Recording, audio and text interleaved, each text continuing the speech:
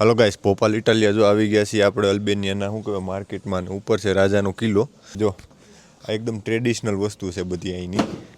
આગળ હાલ્યા જઈએ છીએ અને જોતા જઈએ છીએ અને ધીમે ધીમે કિલ્લો ચડતા જઈએ છીએ. આજે તમને કિલ્લોય બતાવું, ઉપર જાવ ને એટલે કેવું છે, ત્યાંથી એક નંબર વ્યૂ આવે છે. તો જો આ કિલ્લે પૂગી ગયા છીએ. જો આ બધું અહીંથી નજારો સારો દેખાય છે. કેમેરામેન જરાક નજારો બતાવી દે. આ છે જો આવા કિલ્લા છે અહીંયા. અહીંના રાજા મારા આ બધા કિલ્લા. કેમેરામેન પાછો મને લઈ જાય. જો આવું છે, આગળ બધી ખીણો બીણો છે ને દિવાલ ને પથ્થર ને સારું બનાવ્યું છે. એમ તો આવું છે અહીંયા. જો અલ્બેનિયાના રાજા અજયબી બનાવી નાખી છે એક નાની એવી.